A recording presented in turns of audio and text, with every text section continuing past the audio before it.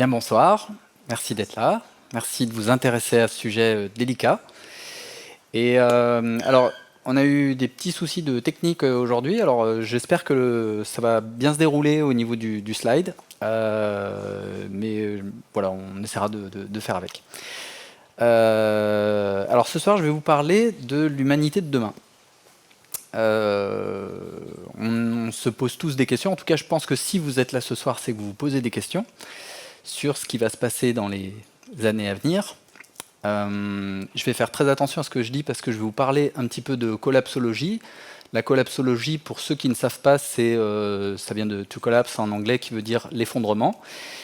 Et donc il y a une science qui s'appelle la collapsologie. Et donc ce soir, on a la chance d'avoir un représentant de cette science qui s'appelle Vincent Mignereau. Et merci d'être là, c'est vraiment très chouette. Donc je vais faire attention parce qu'il connaît beaucoup de choses. Alors je vais essayer de ne pas dire trop de bêtises. Alors, on va donc selon vous. Alors déjà, je vais me présenter rapidement. Alors moi, je m'appelle Yann-Éric Bourgeois. Je fais de la pluridisciplinarité. J'étudie de l'infiniment petit à l'infiniment grand. Et mon travail consiste à aller rencontrer des tribus, des sages, des gens de plein de métiers différents, des traders à Wall Street ou à la City, et des gens au fin fond de la jungle. Et en fait, j'essaie de trouver des liens entre toutes ces disciplines, et mon cœur de métier, c'est l'anthropologie. L'anthropologie, c'est l'étude des civilisations, et ça me permet d'avoir une vision du monde la plus juste possible, avec mon appréciation, mon expérience, hein, évidemment, c'est toujours une estimation du monde. Et j'essaye de balayer le plus de champs possibles de l'humanité pour pouvoir me projeter et rechercher ce qui va se passer dans l'avenir. Alors, selon vous, le monde d'ici 2050. Alors, ça va péter. Ça va être très sympa. Nom de Zeus, Marty, ça concerne tes petits-enfants. Ou on n'en sait rien. Alors on a tous notre avis sur la question. Pour ma part, je dirais que c'est très imprudent de vouloir dire ce qui va se passer dans le futur. Toutes les théories existent, tous les mythes aussi. Ce que je pense au fond de moi, c'est que on ne pourra pas continuer notre vie avec ce rythme-là. Vous vous en doutez un petit peu, ça fait déjà 40 ans qu'il y a des alertes. Mais du coup, on va voir comment on peut atténuer un petit peu tout ça, comment on peut aller de l'avant. Alors tout d'abord, je vais vous parler de l'univers. Donc l'univers s'est créé il y a 13,8 milliards d'années, dans un instant qui s'appelle le Big Bang, vous en avez tous entendu parler. Et en fait, il faut imaginer que toute la matière qui est autour de nous, donc notre planète, notre système solaire, notre galaxie, notre amas de galaxies, notre super amas de galaxies et tous les super amas de galaxies, étaient regroupés dans un point qui n'était pas plus gros qu'une tête d'épingle, qu'on appelle une singularité. Alors c'est difficile à imaginer, on peut l'approcher que par les mathématiques, mais tout ça pour dire que en fait, au départ, tout était de l'énergie, et c'est ce que nous apprend l'équation d'Einstein, E égale mc carré, que vous connaissez tous, qui dit que l'énergie, en fait, c'est de la masse en mouvement. E, c'est l'énergie, m, la masse, c'est la célérité au carré. Donc, l'énergie, c'est de la matière. Ça, on verra pourquoi c'est important plus tard. Et donc, du coup, au moment du Big Bang, donc, il va y avoir cette transformation instantanée de plusieurs éléments et on va rentrer dans une création. En fait, il va y avoir 4 forces primordiales qui vont assembler les éléments dans une chaleur inouïe, pareil qu'on ne peut approcher que par les mathématiques. Et on va avoir différents éléments qui vont se créer, les premiers quarks, les premiers gluons, les premiers protons. Ces premiers protons vont se regrouper ensemble, ils vont faire les premiers soleils.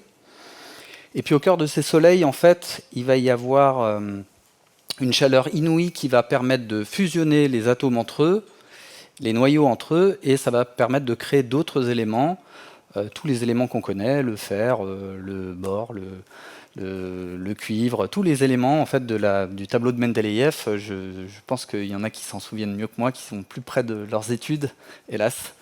Voilà, donc tout se crée dans ces moments-là, et au moment où ces soleils vont exploser en supernova, ils vont envoyer toutes ces particules dans l'univers, et ça va se regrouper à nouveau pour former des planètes, des galaxies. Donc nous sommes issus de ces explosions de supernova qui ont eu lieu il y a très longtemps, et la Terre s'est formée il y a 5 milliards d'années. Alors au milieu de ces étoiles, se sont formés par exemple des atomes de fer. Ces atomes de fer, on les retrouve aujourd'hui au cœur de notre cœur. Donc du cœur des étoiles, des atomes se sont formés qui se retrouvent aujourd'hui au cœur de notre cœur. C'est-à-dire que chaque fois que notre cœur bat, il envoie du sang, et dans ce sang, il y a une molécule qui s'appelle Mb, et en son centre, ici, il y a un atome de fer. Donc il y a un lien entre ces étoiles et notre propre vie. C'est un petit peu particulier, mais il y a vraiment un lien.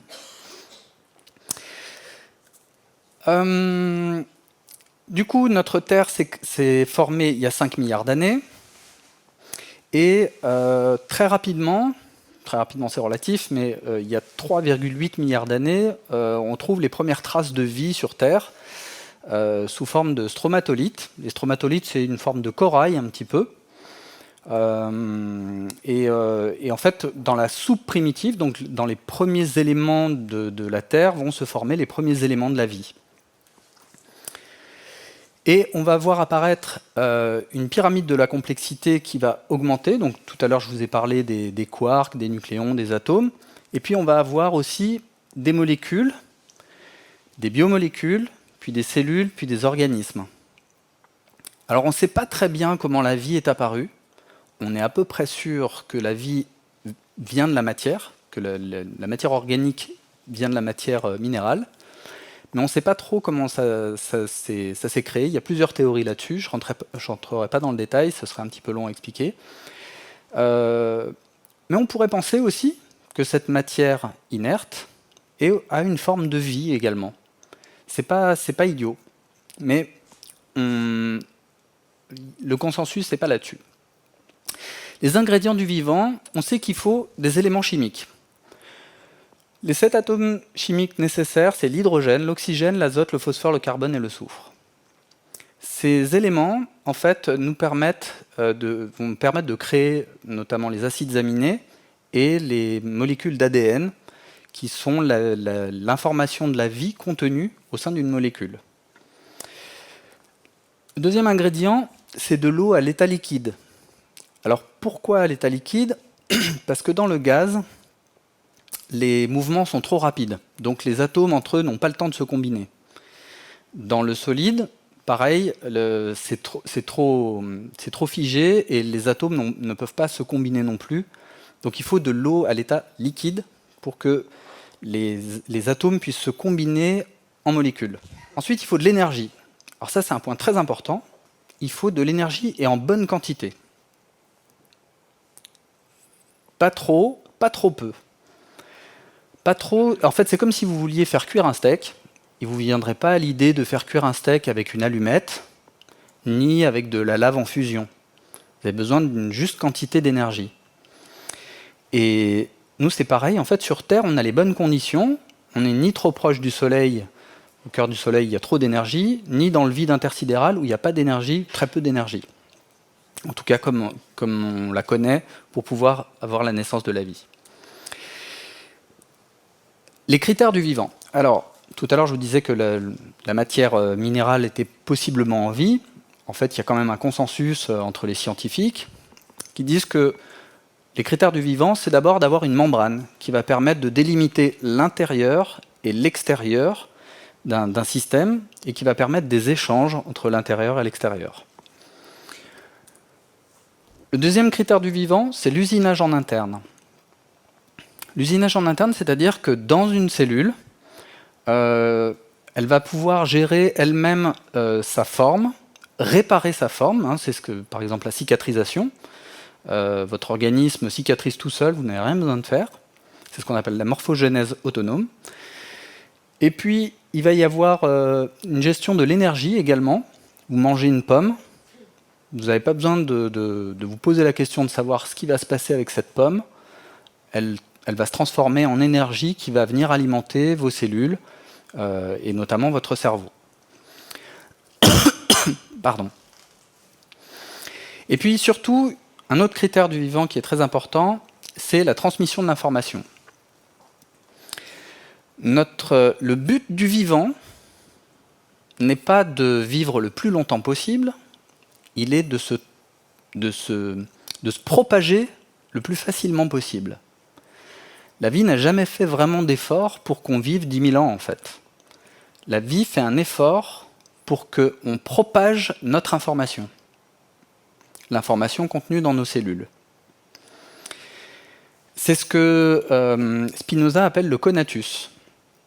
Le conatus, c'est tout être vivant fait un effort pour progresser dans son être. Et c'est important parce que cette fonction-là est vraiment capitale quand si vous êtes en dépression. Pensez à ce conatus. Vous saurez que pour pouvoir sortir de cette dépression, il vous suffit de vous mettre en mouvement. Il vous suffit d'aller progresser dans votre être. Lorsque vous êtes dans cette progression, vous êtes dans la joie. Lorsque vous n'êtes pas dans cette progression, vous êtes dans la tristesse. Donc si demain vous êtes en dépression, si ça ne va pas très fort, pensez à ce conatus. Alors, on va faire un petit point sur l'énergie, parce qu'il y a on ne sait pas trop ce que c'est que l'énergie. Ça, c'était il y a 100 ans, pendant la Seconde Guerre mondiale. Les hommes étaient au combat et les femmes étaient dans les champs, parce qu'il fallait bien qu'on se nourrisse. Donc, elles faisaient des efforts du matin au soir dans des conditions vraiment pénibles, et c'était il n'y a pas si longtemps que ça, c'était il y a un siècle. Et l'énergie qu'un homme moyen peut fournir, c'est environ 10 à 100 kWh par an. 10 à 100 kWh par an. 100 kWh, c'est déjà Schwarzenegger. 10 kWh, c'est pas Edith Piaf, mais c'est déjà quelqu'un de robuste. L'énergie d'un plein d'essence, c'est 200 kWh.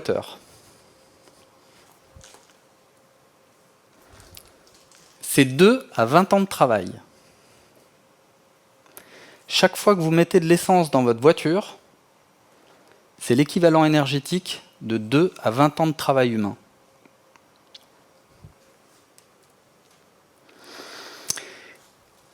Ce tableau représente la consommation d'énergie par personne depuis 1860.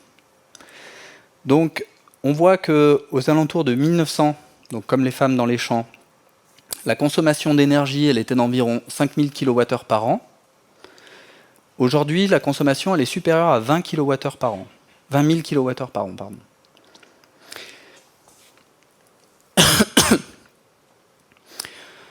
Donc, petit rappel, l'énergie des hommes, 10 à 100 kWh par an. L'utilisation, c'est supérieur à 20 000 kWh par an.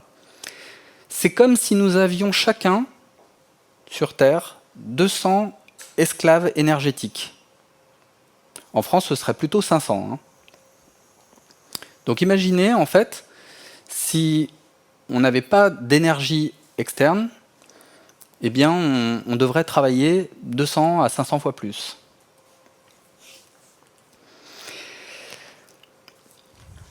L'énergie, elle se décompose ainsi. On a 82% d'énergie fossile. On utilise 82% d'énergie fossile. Est-ce que tout le monde sait ce que c'est que l'énergie fossile? Vous savez tout ce que c'est, le pétrole, le gaz, le charbon? Ok. On a un petit peu de nucléaire, un petit peu d'hydro, c'est-à-dire les barrages, essentiellement, un petit peu de biomasse, et puis ce que vous voyez tout en haut, là, ici, c'est ce qu'on appelle les énergies renouvelables. Les panneaux solaires, la géothermie, et puis les éoliennes. Alors je voudrais prendre 2 petites minutes là-dessus. On a beaucoup d'espoir sur les énergies renouvelables. Mais en fait, tous ceux qui vous disent qu'on va pouvoir remplacer les centrales à charbon ou les centrales nucléaires par des panneaux solaires ou par des éoliennes, vous mentent. Ce n'est pas vrai, ce n'est pas possible.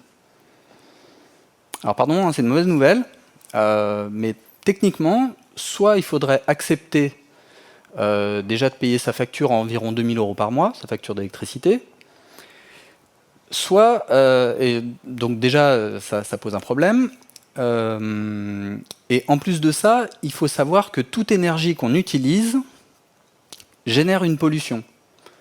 Les énergies vertes, ça n'existe pas. Les énergies vertes, ça n'existe pas. C'est du marketing, c'est de l'escroquerie intellectuelle.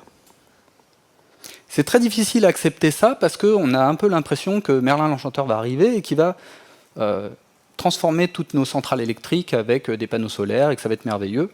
Ça n'existe pas. La seule chose qui est, on va dire, un peu moins polluante, c'est la biomasse, donc les forêts, etc. Et puis les barrages hydroélectriques. Et encore que, il y aurait beaucoup de choses à dire là-dessus, mais malheureusement, on arrive un peu aux limites de ces barrages hydroélectriques. On ne va pas créer d'autres montagnes pour pouvoir faire des barrages, c'est un peu compliqué. Donc il faut qu'on trouve d'autres sources d'énergie, et vous voyez que chaque fois qu'une énergie est découverte, en fait, elle ne vient pas remplacer une énergie existante, elle vient s'additionner aux énergies déjà existantes. On est vraiment des boulimiques de l'énergie. On en veut toujours plus. Donc la transition énergétique, ok, mais ça sous-entend que nous allons devoir faire des efforts. Je vais passer rapidement sur les principes de la thermodynamique, mais en gros, on ne crée pas de l'énergie, on la transforme. C'est-à-dire que lorsque vous mettez le plein dans votre voiture, vous avez une énergie chimique que vous allez transformer en énergie mécanique, votre voiture va être en mouvement, et puis vous allez la transformer aussi en énergie calorique, donc ça va faire de la chaleur au niveau des pneus, et puis ça va faire de l'électricité pour les phares. Bref, votre énergie va se transformer, et elle va être soumise à l'entropie, c'est-à-dire qu'elle va être désordonnée, en fait, cette énergie. Au départ, elle est condensée dans un plein d'essence, et après, elle se désagrège. Je ne vais pas rentrer dans trop de techniques. Et nous arrivons dans l'Anthropocène. Donc l'Anthropocène fait place à l'Holocène. L'Holocène, c'est la période interglaciaire que nous vivons depuis un peu plus de 10 000 ans. Et l'Anthropocène, en fait, c'est-à-dire que l'être humain est capable de modifier son environnement au point que ça ait des impacts géologiques. Donc nous sommes rentrés dans l'ère de l'Anthropocène, pas depuis l'ère industrielle, mais depuis que l'homme est sédentaire, c'est-à-dire depuis qu'il modifie des forêts. Il faut savoir que les forêts amazoniennes ont été modifiées par l'homme il y a plusieurs milliers d'années. L'homme a toujours en fait modifié son environnement pour pouvoir avoir plus de sécurité, pour pouvoir mieux chasser, etc. Le premier à lier la population aux ressources s'appelle Thomas Malthus. C'est un économiste britannique qui a donné naissance au malthusianisme. Et en fait, il dit que plus le volume d'une population dépend de la quantité de ressources disponibles. C'est-à-dire que plus vous avez de ressources, et plus votre population augmente. Évidemment, moins vous avez de ressources, et plus elle diminue. Donc on voit en superposant la courbe de population avec les énergies, on voit que plus on a d'énergie, et plus la population augmente. En fait, plus on a de confort, et plus notre population augmente. Alors ça, ce sont les projections de l'ONU qui nous disent quelle va être la population jusqu'en 2100. Et donc l'ONU table en fait sur une population entre 9 et 10 milliards d'habitants en 2050. Aujourd'hui, on est 7 milliards et demi, ça représente une augmentation de 35% d'ici 2050. Ça sous-entend des besoins énergétiques et en eau potable, en nourriture, en minerais, d'environ 50 à 70% de plus. Autant vous le dire, c'est impossible. Techniquement, toutes les énergies, enfin, à moins de trouver de nouvelles choses, mais ça paraît bien compliqué en fait. Et puis, alors, dans les années 70, il y a le Club de Rome, en fait, qui a été créé par un industriel et un physicien, je crois, en tout cas un scientifique, qui se sont demandé quelles étaient les possibilités de la croissance, les limites de la croissance. Donc ils ont écrit un bouquin qui s'appelle The Limit to Growth. Et en fait, ils ont demandé à des scientifiques du MIT, Dennis Meadows et sa femme, et puis 2 autres scientifiques, de rentrer des modèles mathématiques, de trouver des modèles mathématiques pour savoir jusqu'où on pouvait avoir de la croissance. Et en fait, ce qui en ressort, donc c'était dans les années 70, ce qui en ressort, c'est que aux alentours de 2020-2030, notre monde allait s'effondrer, et c'est là qu'est née la collapsologie, en fait. On va avoir une rupture d'énergie et de ressources qui vont faire s'effondrer la population, augmenter la pollution, etc., tout un tas de choses. Ce modèle mathématique a été remis à jour dans les années 2000 et on est à peu près sur les mêmes bases. C'est un modèle mathématique, on n'est pas sûr, mais il y a quand même des choses qui concordent, donc c'est quand même assez crédible. En tout cas, une chose est sûre, avec notre fonctionnement actuel, on ne pourra pas dépasser 30 ans. C'est impossible, forcément, on va finir par se battre. Alors, comment on en est arrivé là? En fait, il faut comprendre qu'on a 3 cerveaux. Premier cerveau, c'est le cerveau reptilien. Notre cerveau reptilien, c'est celui qui gère les fonctions de base. Donc, il a 2 choses en tête, enfin, il a 2 priorités. La première, c'est d'avoir le plus d'énergie possible et d'en dépenser le moins possible. Et la deuxième chose, c'est de perpétuer l'espèce, d'assurer la survie de l'espèce. Ce cerveau reptilien, c'est le siège des émotions, c'est le cerveau de la survie, et c'est là où vous allez avoir des émotions qui sont communes à toute l'humanité, la peur, la joie, la colère, la tristesse, le dégoût, et qui permettent en fait de réagir vite dans une situation. J'y reviendrai après. Ensuite, vous avez le cerveau limbique. Le cerveau limbique, qui est le cerveau créatif, en fait. C'est un cerveau où vont se jouer les sentiments, la poésie, le langage, la séduction, toutes les formes d'art, et qui va donner un petit peu de relief, en fait, aux émotions. Donc on parle de sentiments. Vous faites la différence entre émotion et sentiment ? Vous faites la nuance entre les deux. L'émotion, c'est vraiment quelque chose de très rapide, d'instantané. Le sentiment, c'est quelque chose de prolongé, quelque chose qui s'installe. Et puis, vous avez le néocortex, qui est, lui, le cerveau rationnel, le cerveau de la décision, de la stratégie, de la logique, des mathématiques. Et en général, on n'a conscience que de ce qui se passe dans le néocortex. On est très peu souvent en relation avec ses émotions et ses sentiments. Et c'est pour ça que la méditation est importante, mais j'y reviendrai, parce qu'elle va permettre d'aligner ces 3 cerveaux. Elle va permettre de ressentir ce qui se passe. Je vais vous donner un petit exemple tout simple, un peu personnel, mais on est entre amis, alors j'en profite. J'avais en tête de rencontrer la femme de ma vie. Donc ça, c'était dans mon néocortex et je voulais absolument rencontrer la femme de ma vie. Je voulais trouver quelqu'un avec qui je resterais toute ma vie. Ça, c'était mes valeurs, c'était mon histoire.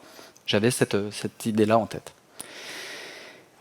Et puis, j'avais une contradiction qui était que quand j'étais tout seul, j'avais un petit peu envie de draguer tout ce qui passait.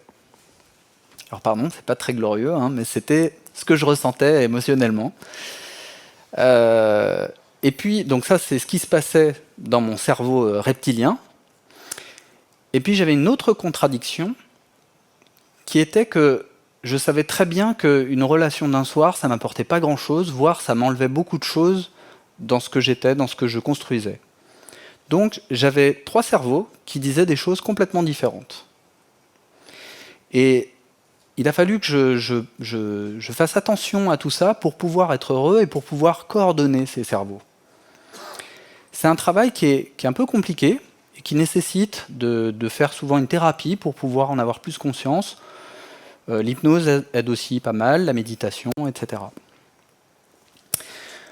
Donc du coup, notre cerveau reptilien, il veut ça. Notre cerveau reptilien, il veut un maximum d'énergie, il veut en dépenser le moins possible, c'est ce qui assure sa survie, et il veut se reproduire le plus possible. Alors entre les hommes et les femmes, on ne veut pas se reproduire de la même manière, mais on veut quand même assurer notre survie et on veut propager notre information. Ça, c'est ce qui se passe dans le cerveau reptilien. J'insiste là-dessus, ce n'est pas conscient. C'est quelque chose qui est au fond de nos tripes.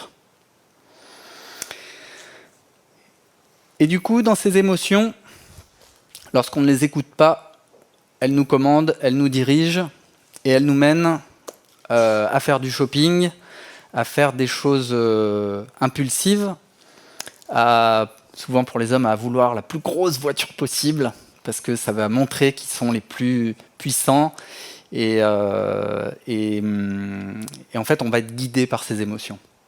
On va être soumis à ce qu'elles nous imposent, lorsqu'on ne les écoute pas.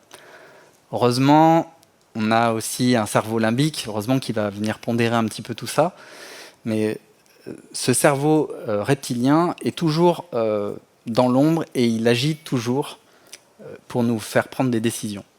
Et il est surtout insatiable. Je vais vous montrer que certains l'ont bien compris, notamment les journalistes, les politiciens et les gens de la publicité. J'espère qu'il n'y a pas trop de gens qui font de la publicité ici. Ça a été mon cas longtemps, donc je vais pouvoir vous en parler. Ça, ce sont les journaux que j'ai trouvés cette semaine. Je ne suis pas allé chercher bien loin. Hein. J'ai pris des photos des couves de cette semaine. Alors, on a l'équipe qui nous dit « en danger », Le Monde qui nous parle des gilets jaunes, radiographie d'une colère, avec aussi une photo d'un djihadiste. On a les Échos qui nous disent « brutal coup de frein à la croissance en Allemagne ». Libération qui nous dit « spécial Marseille au cœur de la colère ». Libération encore qui nous dit « la traque d'État ». Le Monde, loyer, énergie, les impayés se multiplient en France avec les nouveaux djihadistes, une photo des djihadistes. On a les Échos qui dit Brexit, la presse britannique incrédule après une journée de chaos, carrément.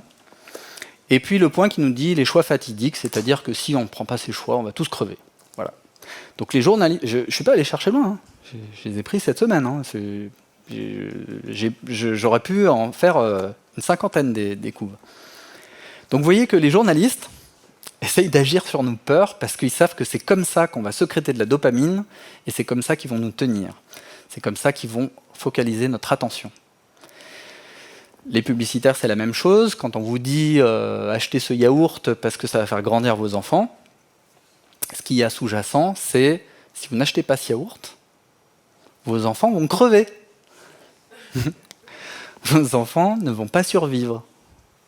Donc achetez ce yaourt, sinon vous êtes des mauvais parents. Et toute la publicité fonctionne comme ça. Je ne sais même pas si eux ont conscience de ça, mais en tout cas, ils agissent sur des mots qui vont permettre d'agir là-dessus.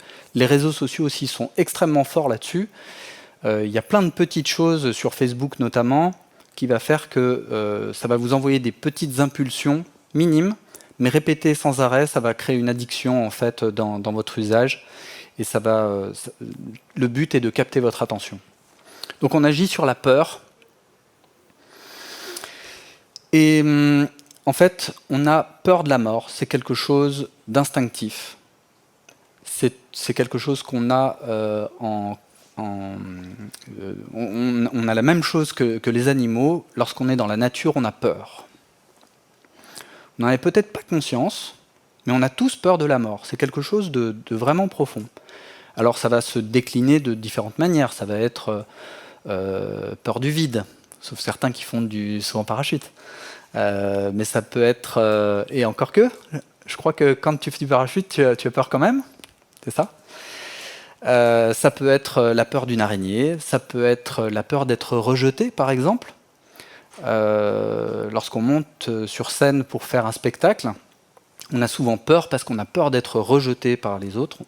Parce qu'autrefois, être rejeté, c'était mourir, c'était être voué à une mort certaine. Donc on n'a pas conscience de tout ça, mais on a tous peur de la mort, et ça va se traduire dans différentes choses dans notre vie. Et si on n'a pas conscience de ça, eh bien on va venir combler cette peur avec plein de choses, notamment le shopping, les mauvaises relations, on va se mettre avec quelqu'un parce qu'on a peur de manquer, etc. Donc il faut avoir conscience de cette peur. Ce qu'on apprend dans la forêt, dans la nature, c'est qu'il y a deux types de peurs. Pardon. Il y a les vraies peurs et les fausses peurs.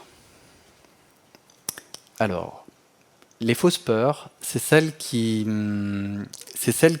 vous font croire que, par exemple, il y a quelqu'un qui vous poursuit avec une tronçonneuse dans les bois, quelqu'un qui va venir vous attaquer. Ça, ce sont les fausses peurs. C'est celles qu'on imagine, qu'on fantasme. Ce sont tous les mythes qu'on se raconte. Le bug de l'an 2000, par exemple, ou le calendrier Maya en 2012, ça devait être la fin du monde. On se raconte des peurs, on se raconte des histoires. C'est pour venir traduire notre émotion qu'on ressent et on ne sait pas comment l'exprimer. Alors du coup, on va mettre une histoire par-dessus pour dire « Oui, mais j'ai peur, mais parce que j'ai des raisons d'avoir peur. » Parce qu'il se passe quelque chose, en fait. Donc on invente une histoire pour avoir peur. Et puis il y a les... Pardon, j'allais oublier. Et il y a les vraies peurs, réelles. Et ces vraies peurs, elles nous préviennent. Ces vraies peurs, elles nous avertissent d'un danger. Ça vous est sans doute déjà arrivé, mais en tout cas, si vous allez dormir une nuit en forêt tout seul, vous allez sentir qu'il se passe des choses. Vous êtes attentif au moindre bruit, au moindre mouvement. Et quand on est tout seul dans la forêt, dans la jungle par exemple, lorsqu'il y a un danger, vous allez le ressentir. Plus vous restez dans la nature et plus vous allez ressentir ces dangers. Ça, ce sont des vraies peurs, ce sont celles qui nous alertent. Moi, ça m'est arrivé très nombreuses fois de me dire il y a quelque chose qui m'ennuie, je m'en vais, et puis j'apprends après que l'endroit où j'étais, il y a eu un arbre qui s'est effondré, ou il y a eu un passage de lion, ou des choses comme ça. Et j'ai souvent été alerté. Quand j'étais petit aussi, je me suis retrouvé en vacances, et j'ai dit à ma mère, je veux qu'on s'en aille, je me sens pas bien, je veux absolument qu'on s'en aille. Et il se trouvait que trois jours après, il y a eu un tremblement de terre pile à cet endroit-là, et il y a eu beaucoup de morts à cet endroit-là. Donc on a tous, on est des animaux quand même, il ne faut pas l'oublier, et on a ce sentiment de peur qui est censé nous prévenir. Donc il est nécessaire, donc il faut pas, on ne peut pas écarter les peurs, hein, ces peurs sont nécessaires, mais il ne faut pas non plus se raconter des peurs pour venir justifier ce manque. Alors ces peurs, elles viennent d'il y a longtemps. Il y a 300 000 ans, nous devenons Homo sapiens. Donc Homo sapiens, c'est un chasseur-cueilleur. Il vit dans la nature, il chasse pour se nourrir. Et il doit faire attention parce qu'il y a des tigres à dents de sabre, enfin bref, il y a des prédateurs partout et c'est vraiment très dangereux. Pardon, j'ai perdu le fil. Si, il y a 100 000 ans, entre moins 24 000 ans et moins 100 000 ans, on va prendre conscience de la mort. On va prendre conscience de la symbolique de la mort. C'est-à-dire que Homo sapiens va commencer à enterrer ses morts, à mettre des parures de coquillages, des bijoux, des sculptures, des armes dans les sépultures. Il va commencer à enterrer ses morts. Donc il prend conscience de la mort, et c'est là que vont naître les premiers mythes, en fait, les premiers mythes avec des animaux, avec la terre-mère et le père dans le ciel, etc. Il va y avoir tout un tas de mythes qui vont naître à ce moment-là. Et puis, il y a 10 000 ans, donc, pardon, avec cette symbolique, la peur qui était émotionnelle va devenir sentiment, en fait. Il y a un sentiment de peur, c'est quelque chose d'un peu plus installé. Vous suivez, en fait, c'est pas toujours dans le même cerveau. Avant, c'était une peur qui était dans les tripes, dans le cerveau reptilien. Et ensuite, ça va devenir une peur qui va être dans les sentiments. Et puis, Homo sapiens va se sédentariser, il va faire de l'agriculture, il va avoir des clôtures pour pouvoir protéger ses champs, sa propriété. Et là, la peur va devenir rationnelle. C'est-à-dire qu'il va se dire, je ne veux pas perdre ça, donc je vais mettre des clôtures. Donc la peur, elle va changer de cerveau d'une certaine manière. On va ainsi constituer tout un ensemble de peurs dans notre esprit, et c'est ce qui va nous différencier des animaux. Les animaux, ils ont juste peur de ne pas être bouffés. Nous, on va inventer des stratagèmes pour pouvoir manger ou être mangé. Enfin, éviter d'être mangé. Est-ce que c'est clair tout ça? Ok. Et du coup, comme nous avons peur, nous avons quand même besoin de faire de l'agriculture, donc de travailler, et on ne peut pas toujours se protéger soi, donc on va élire des protecteurs. Ces protecteurs vont être d'abord des soldats, et puis après des religieux qui sont en contact avec la nature, avec les dieux, qui vont donc nous dire ce qu'il faut faire pour se protéger. Et puis ça va devenir des rois de droit divin, jusqu'à Descartes qui nous dit « l'homme est maître et possesseur de la nature ». Alors là, du coup, le danger ne vient plus de la nature. Nous sommes nous-mêmes possesseurs de la nature, donc nous devenons plus forts que la nature, en fait. Et nous devenons... nous contrôlons la nature. Ça fait une grosse différence parce que autrefois, il y avait vraiment une peur de la nature et donc il y avait une sorte de soumission à la nature. Après Descartes, ça s'inverse et c'est nous qui décidons de ce qu'on doit faire avec la nature. Donc Descartes était très violent, il torturait des chiens en disant non mais c'est comme une horloge, c'est pas très grave. Et donc il les torturait en disant mais moi je veux voir ce qui se passe. Voilà. Donc pour lui, le chien ne pouvait pas ressentir d'émotion. Donc là, comme protecteur, ça ne va plus être des rois.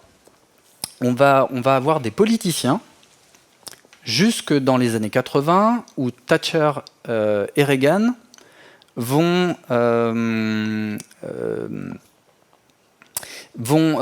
proclamer l'ultralibéralisme. L'ultralibéralisme, en fait, et là on va transmettre notre pouvoir non plus à des politiciens, mais à des financiers. C'est eux qui sont censés être les garants de notre protection. Et on voit bien que ça ne tient pas, parce que, vous avez tous vu en 2008, il y a eu une peur d'une crise systémique, et on a tous eu peur que les banques s'effondrent et que tout le monde perde son argent. Donc on a vraiment, notre sécurité tient à une carte bleue, en fait, à un petit bout de plastique. Ce sont juste des chiffres virtuels. Notre croyance d'une protection tient à ces chiffres. Alors qu'il suffit de faire reset et ça y est, on n'a plus d'argent, ça n'existe plus. Alors, peut-être que dans l'avenir, on mettra un autre type de protecteur. Pour ma part, j'aimerais que ce soit des gens qui aiment la nature, des sages, des philosophes, des musiciens, pourquoi pas. En tout cas, je pense que des financiers, c'est pas une bonne chose. Donc on va rentrer dans un cercle infernal, ce que j'appelle le cercle infernal de la peur. Plus on a peur, plus on a besoin d'un protecteur. Plus on a besoin d'un protecteur, plus on va perdre notre responsabilité en se disant c'est pas moi, c'est celui qui est censé me protéger. Donc les politiciens, les financiers, c'est de leur faute, c'est tout à eux, c'est eux qui doivent gérer notre protection. Mais en ayant cette pensée-là, on va perdre notre pouvoir personnel. On va se dire, mais moi je suis pas responsable, quoi. Comme pendant la Seconde Guerre mondiale, moi je suis pas responsable, j'ai juste fermé la porte du train. Moi je suis pas responsable, j'ai juste conduit le train. Moi je suis pas responsable, j'ai juste activé les leviers des douches, quoi. Et c'est comme ça qu'on en arrive à la solution finale. en morcelant les responsabilités, en déresponsabilisant les gens en fait. Donc c'est très important de se sentir responsable. Nous sommes tous responsables du monde dans lequel on vit. Il y a souvent une résistance par rapport à ça, parce que responsable dans notre tête, ça veut dire coupable. Notre mentalité, notre civilisation judéo-chrétienne veut que être responsable, c'est être coupable. Alors que pas du tout. Au contraire, c'est une bonne nouvelle d'être responsable. Comme dans une maladie. Si vous avez une maladie et que vous allez voir votre médecin et que vous lui dites « soignez-moi », vous avez seulement 25% de chances d'être soigné. Si vous vous dites « je suis responsable de ma maladie et donc potentiellement je peux la défaire », et bien là vous avez 75% de chances de soigner cette maladie. Le monde dans lequel on vit, si on se dit c'est la faute des autres, il y a peu de chances pour qu'on puisse le changer. Si on se dit je suis responsable, alors je vais peut-être pouvoir agir sur mon propre comportement et je vais peut-être pouvoir transformer un petit peu les choses. Et donc évidemment, chaque fois qu'on perd de notre pouvoir, on va chercher à se protéger et donc on va exploiter la nature un peu davantage. Donc on revient à notre schéma de tout à l'heure, c'est le cerveau reptilien qui gagne. Et il est insatiable. Notre économie, comme on l'enseigne dans les écoles d'économie, c'est pour avoir des biens, il faut du capital et du travail. Donc ça, c'est ce qu'on nous apprend à l'école. Mais on oublie de nous dire qu'il faut aussi de l'énergie. Quelle que soit l'énergie, rappelez-vous, ça crée une pollution. Même les panneaux solaires, il y a une pollution. Donc notre économie, qui cherche la croissance, crée toujours de plus en plus de pollution. C'est aussi simple que ça.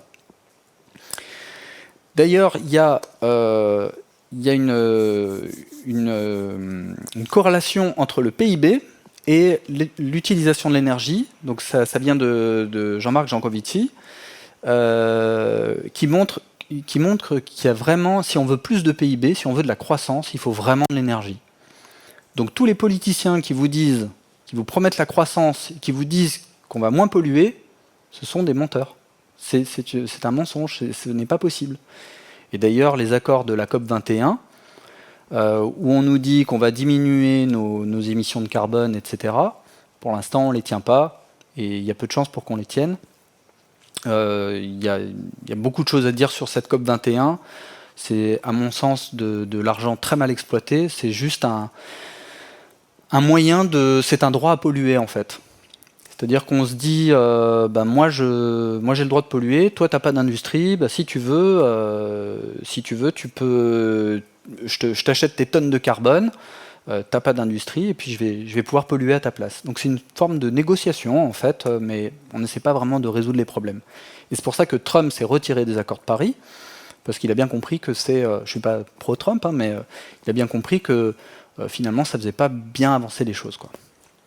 Il a compris que ça allait lui coûter très cher et que ça n'allait pas vraiment changer les choses. On s'est habitué à une énergie qui est quasiment gratuite.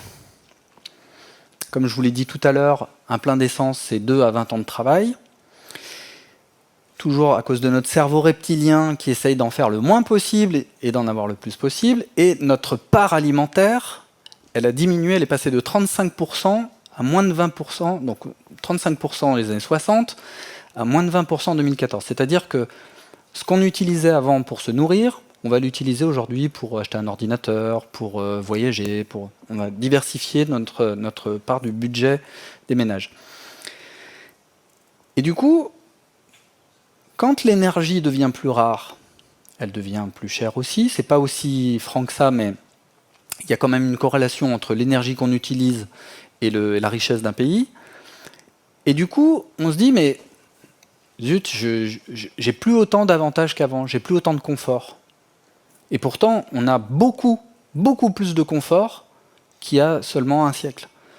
On est capable de voyager dans le monde entier, on est capable d'avoir du chauffage en hiver et puis de la clim en été, on est capable d'avoir des vêtements pour 3 fois rien, On est capable de faire un Lyon-Barcelone pour 41 €.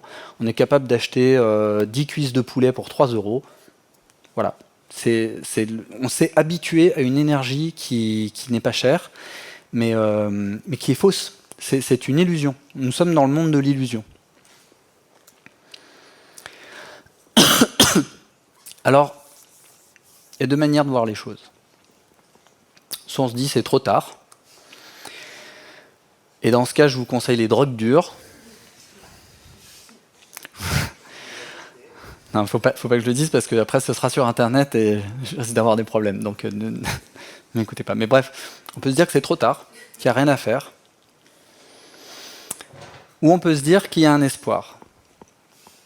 Alors, de toute façon, on sait tous qu'on ne pourra pas éviter de changer de modèle de vie. Si on continue comme ça, on sait qu'on va se prendre la baffe. Par contre, ce qu'on peut faire, c'est un peu atténuer cette baffe, d'une certaine manière. C'est là qu'entre en scène Homo spiritualis.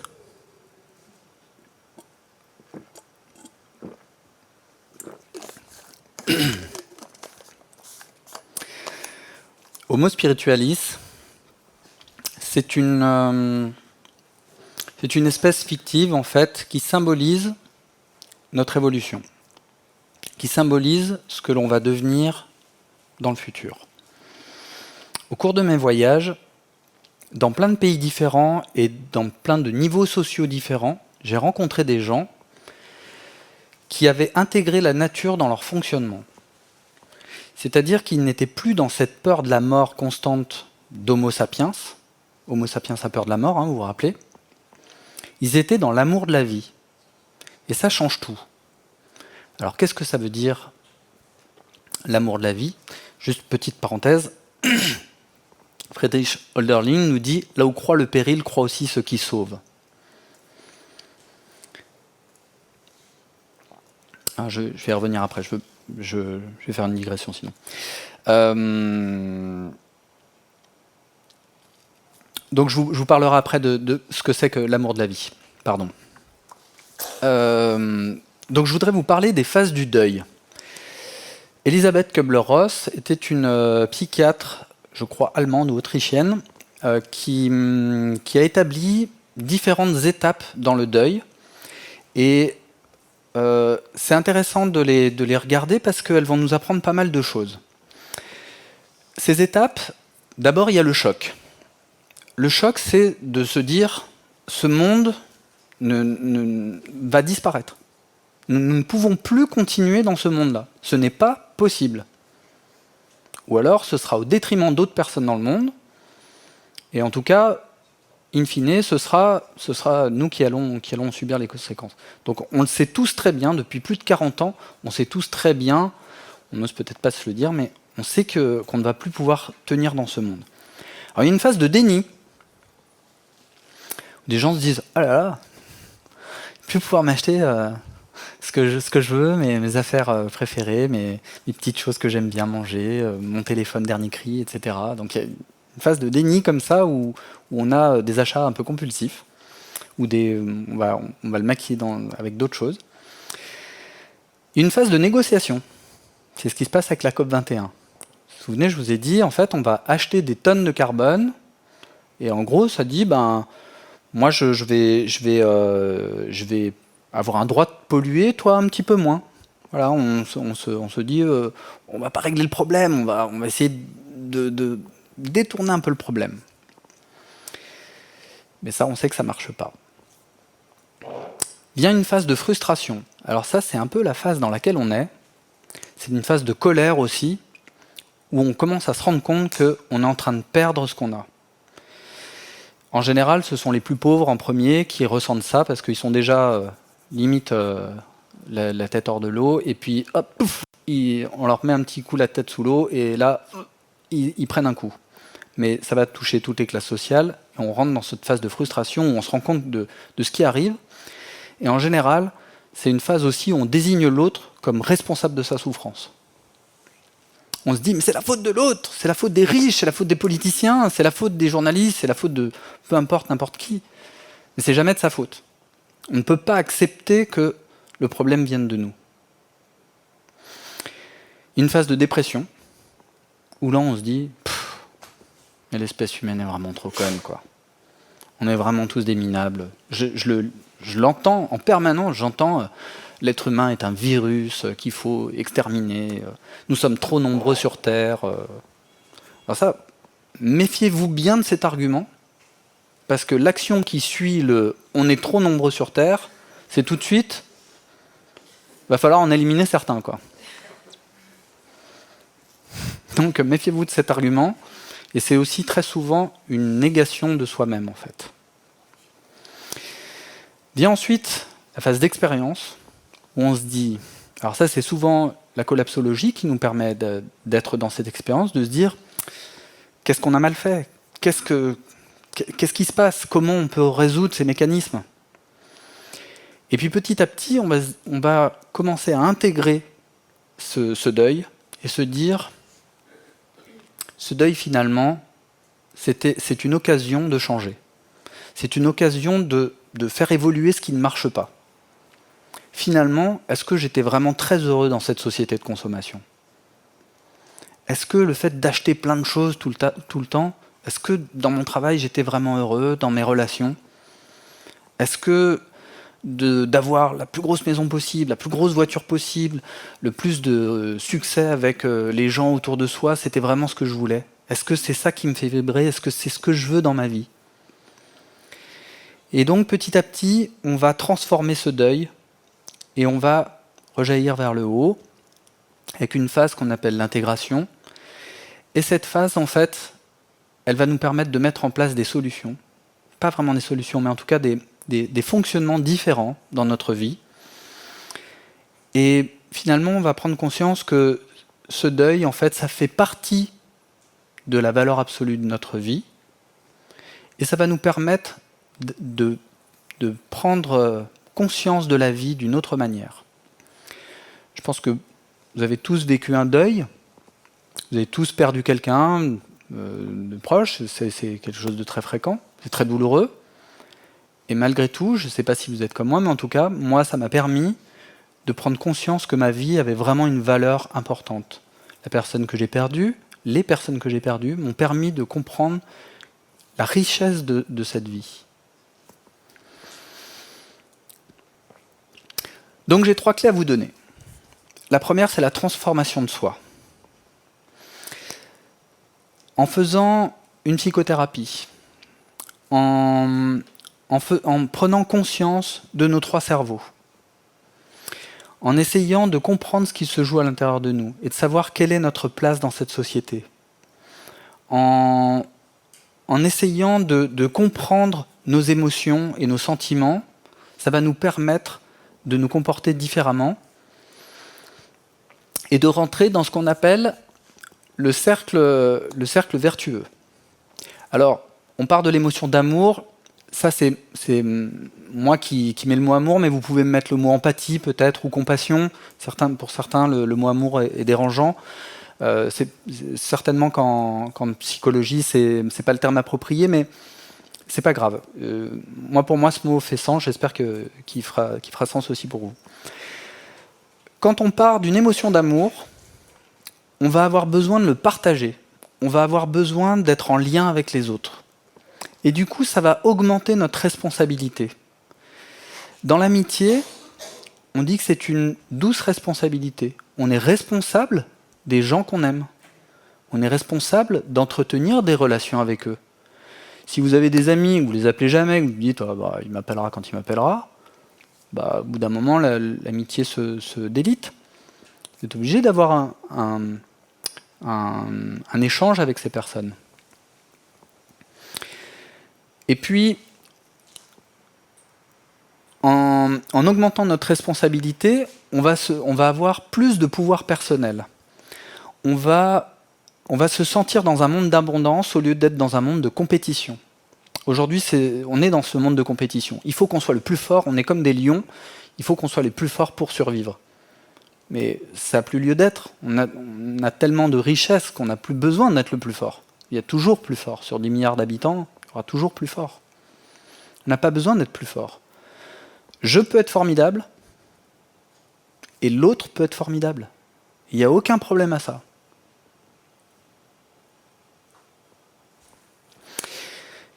Et du coup, en prenant conscience de ça, on va augmenter notre émotion d'amour. Alors la transformation de soi, donc il y a un travail, comme je vous le disais, un travail souvent psychologique. Je conseille à tout le monde de faire une psychothérapie d'une manière ou d'une autre. Pour ma part, ça a changé ma vie. Les personnes avec qui j'ai travaillé, je m'en souviendrai jusqu'à la fin de mes jours parce qu'elles sont vraiment importantes pour moi. Et ça va nous permettre d'être 100% responsables de ce qui nous arrive. Ça va changer aussi notre comportement individuel, changer nos habitudes de consommation, éviter de consommer de manière compulsive, de se mettre dans des relations toxiques. On va apprendre à se comporter différemment dans notre entourage. Ça va changer notre manière de voyager.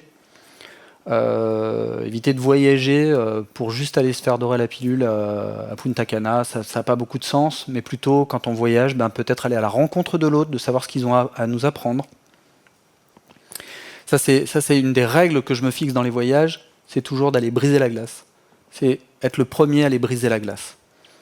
Aller à la rencontre de l'autre et savoir ce qu'il a à m'apprendre. Enfin, il a forcément quelque chose à me transmettre.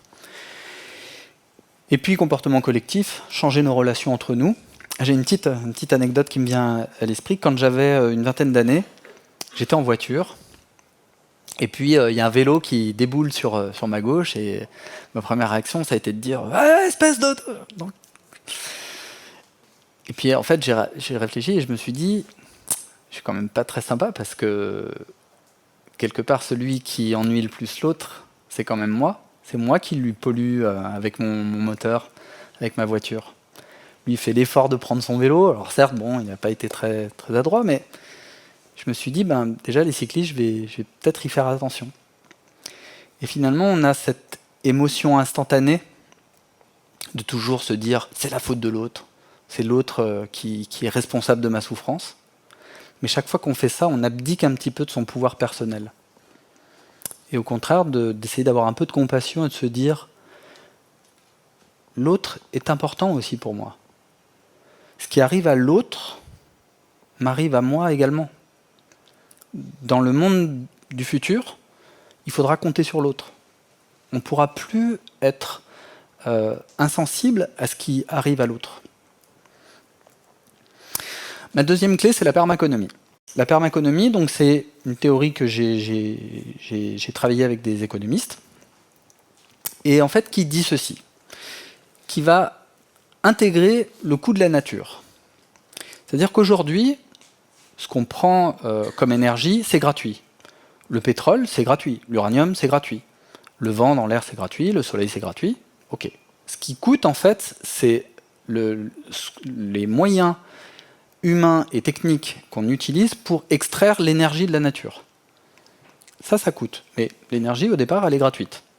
Donc ça, il faut changer ça et intégrer le coût de la nature dans ce qu'on fait. Déjà, ça va changer beaucoup de choses. Je vais aller vite parce que malheureusement, il faudra que je parle pendant des heures de la permaéconomie et ça va être difficile. La deuxième chose, ça va être la revalorisation des métiers. Revalorisation des métiers, ça veut dire tout ce qui prend soin de la nature et de l'homme. Ce sont des métiers qui doivent être bien rémunérés. Vous avez certainement des amis infirmiers, infirmières, aides-soignantes dans votre entourage. Ils font un métier très dur et pourtant, souvent, ils sont payés des clopinettes. Ça, c'est inacceptable. On ne peut pas fonctionner comme ça. Pareil pour ceux qui prennent soin de la nature, on ne peut pas les dévaloriser et puis payer bien ceux qui ont des métiers qui ne prennent pas forcément soin de la nature. Donc il faut rééchelonner nos grilles de salaire en fonction de l'impact qu'on a sur la nature. Le troisième point, c'est la notation des entreprises et de leurs produits. Je vais prendre un petit exemple. Vous êtes une entreprise qui fabrique des yaourts. Si vous prenez du lait dans une ferme qui ne prend pas soin des vaches, etc., qui va leur faire manger du foin OGM, etc., bref, des vaches industrielles, hein, qui sont des produits, cette ferme va être notée par exemple 30 sur 100. Et ben, votre yaourt, in fine, ne pourra pas excéder 30 sur 100. A l'inverse, si vous prenez une ferme avec des vaches qui pèsent dans la nature, qui sont bien traitées, qui sont locales, peut-être que la note de cette ferme va être de 80 sur 100, et du coup votre produit in fine va être de 80 sur 100.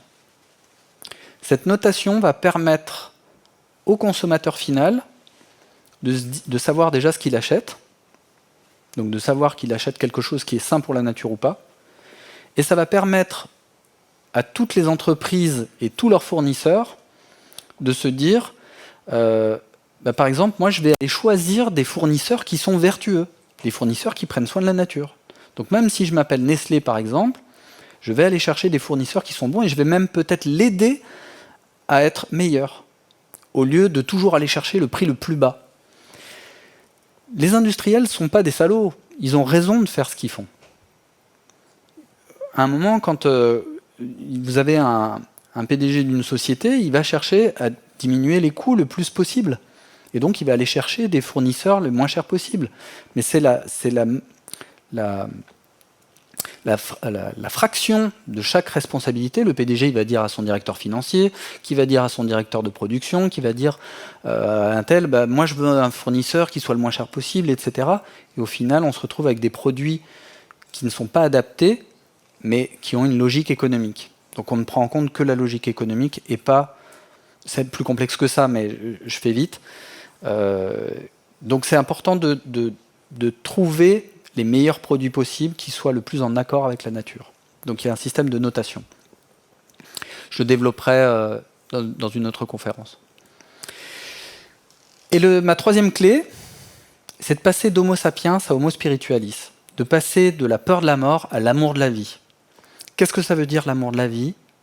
Ça veut dire être attentif à tout ce qui est vivant, être attentif à tout ce qu'on fait dans la vie. Est-ce que ça va dans le sens de la nature ou en sens inverse? Quand vous mettez des produits dans les toilettes, où va l'eau? Est-ce que c'est dans le sens de la nature? Quand vous montez une entreprise, est-ce que cette entreprise est plutôt dans le sens de la nature ou en sens inverse? Ça peut être dans vos relations aussi. Est-ce que dans ma relation, je suis dans le sens de la nature ou en sens inverse? C'est-à-dire, est-ce que je prends soin de moi? Parce que le vivant, c'est moi aussi. Est-ce que je prends soin de moi? Ou est-ce que je suis en sens inverse de ce que me pousse à faire la nature? Est-ce que je prends soin de moi aussi dans mon quotidien? Est-ce que je fume, je bois, je me drogue? Est-ce que je prends soin de moi? Est-ce que je suis amoureux de la vie qui est en moi? Est-ce que j'honore la vie qui est en moi? Ça, c'est très important. Et c'est le point le plus important même, je pense. Une dernière chose, c'est la formule de la vie. Et après, je vous laisse tranquille. La formule de la vie, c'est V égale à E carré. Ça vous rappelle celle d'Einstein au début, E égale mc carré. Ce qui veut dire que la vie, V c'est la vie, c'est de l'amour multiplié par l'énergie au carré. La vie, c'est l'amour qu'on porte à l'autre, qu'on transporte, et au carré. Pourquoi au carré? Parce que c'est exponentiel. Si je suis tout seul à avoir de l'amour, 1 au carré, ça vaut 1. Pas super génial. 2 au carré, ça vaut 4. C'est déjà plus intéressant. 4 au carré, ça vaut 16. Vous voyez que c'est exponentiel. Plus on est de gens à partager cet amour, et plus ça a de valeur. Et c'est un produit. C'est-à-dire que si vous mettez beaucoup d'énergie dans ce que vous faites au quotidien, et que vous ne mettez pas un peu d'amour, même si donc votre énergie est importante, mais que vous ne mettez pas d'amour, votre vie ne vaut rien. A l'inverse, si vous êtes débordant d'amour, et que vous restez enfermé chez vous, pareil, ça n'a pas de valeur. Il faut les deux. Les deux sont importantes. Donc il faut avoir de la compassion pour les gens, il faut aller voir les gens, il faut se dire qu'on s'aime, il faut prendre soin même du plus faible d'entre nous. C'est parfois difficile, on a souvent une résistance, vos parents vous en ont dit quand vous étiez petit, il ne faut pas parler aux inconnus, mais pourtant on est suffisamment intelligent pour savoir à qui il faut parler ou pas. On sait toujours si la personne qu'on va avoir en face de nous va nous agresser ou pas. Pas de problème à parler aux inconnus. C'est même là qu'on fait les plus belles rencontres, surtout dans les voyages. Donc voilà la formule de la vie, c'est V égale à E carré.